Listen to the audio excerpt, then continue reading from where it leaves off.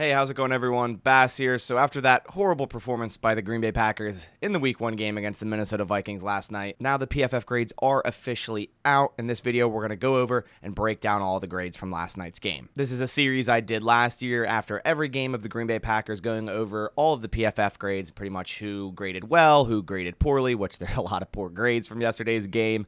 So if that does interest you and you want more of that after every game and you're not subscribed, please consider going down and clicking that subscribe button, as well as turning on post notifications to not miss any of these videos. All right, so for this year, I'm going to do things a little bit differently. Last year, I kind of did the top three and the bottom three on both offense and defense. And I know a lot of comments were always asking about other players, how they graded. So this year, I'm generally just going to show you pretty much all the grades. Firstly, we're just going to look at all the grades on offense and then do that on defense, and then go more into depth on some of the grades and some of the players. All right, so if we bring this screen up, we see the top-rated player from yesterday's game was actually Josiah DeGuara with a 79.7. Now, he only had 15 total snaps, but still was the highest-graded player there. Then A.J. Dillon with a 76.7. Josh Nijman with a 71.0. He was the best lineman yesterday.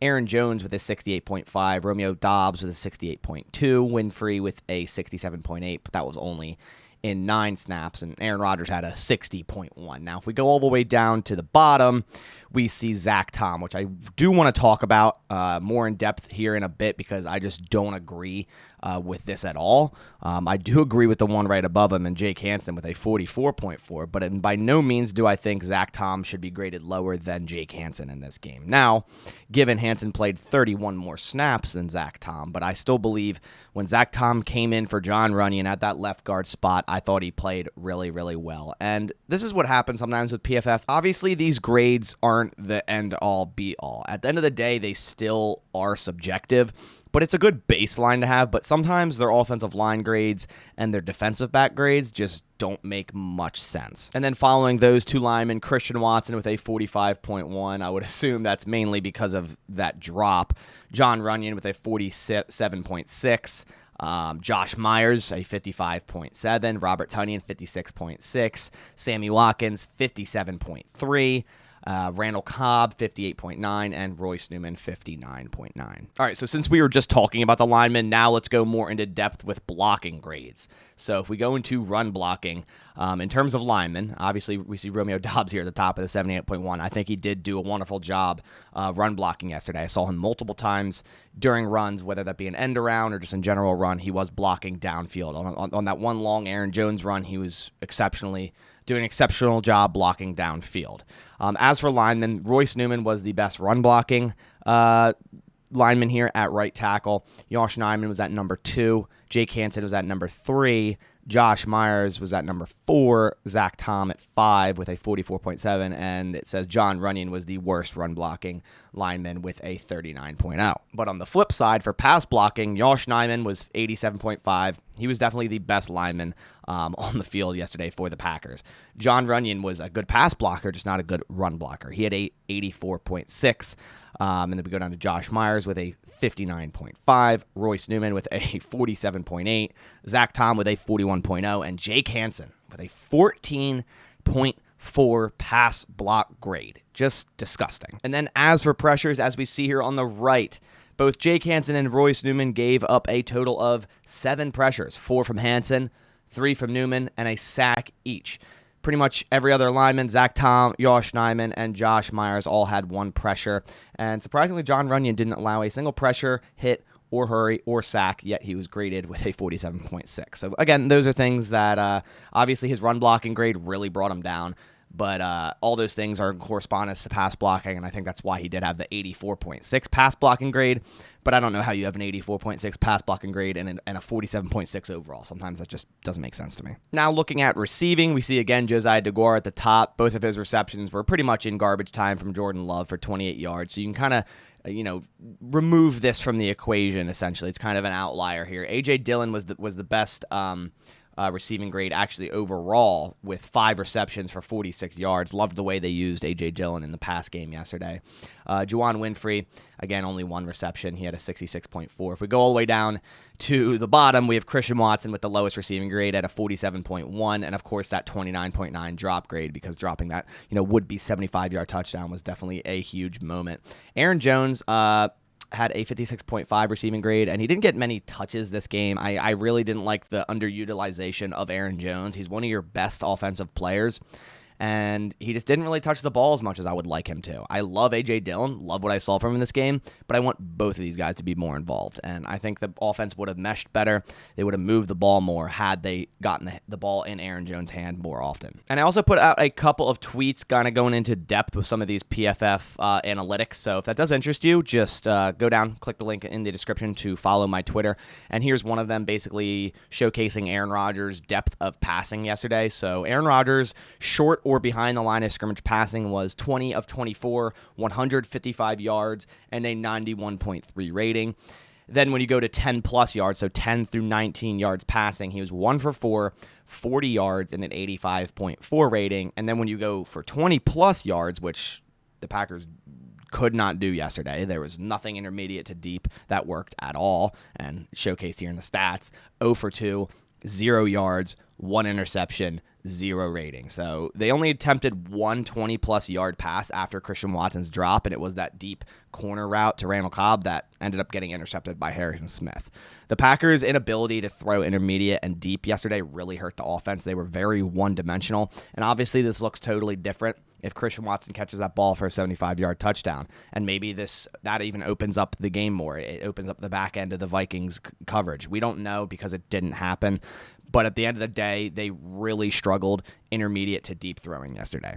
All right, so now moving over to the defensive side of the ball. For defensive grades, the top one here is Kayshawn Nixon. He only had one snap, but nonetheless a 78.5. That's the one snap he came in, made a really nice tackle on third down, and hurt his shoulder/arm. So we'll see exactly what that injury is. But outside of him, Kingsley Enagbare here, only 10 snaps, but he had a 71.7 overall grade, so nice seeing him there. I saw him really early on, and I was actually surprised to see him already out on defense, but hey, he played good.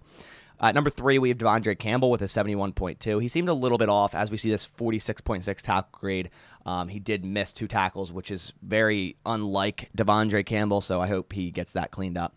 Kenny Clark, I thought, had a really, really good game, a 70.1 grade, although he didn't do well in the run defense, as it shows in his grade, with a 40.5. His pass rush was phenomenal, a 90.6 grade and 6 pressures, and we'll go into the pressures a little bit after this. Rashawn Gary, after him, has 69.9. Rasul at a 69.7. Jair at a 68.3. Quay with a 65.0. I expected him to be higher. I really liked what I saw from Quay Walker. He had 5 stops. I think he's a little low because he allowed 5 receptions on 5 targets for 46 yards, but he was also covering Thielen and Jefferson in a couple of those, so I can't really fault him at that. But overall, I really liked what I saw from Quay Walker. Hopefully, also his injury isn't something significant. Then going all the way down to the bottom, I expected this.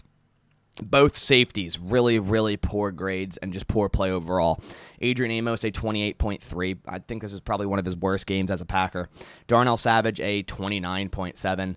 Isaiah McDuffie, only 6 snaps, but a 38.5. John Garvin, 43.4. Dean Lowry, 45.9. And then we see a couple more with TJ Slayton, 52.4, and Devontae Wyatt, 54.2.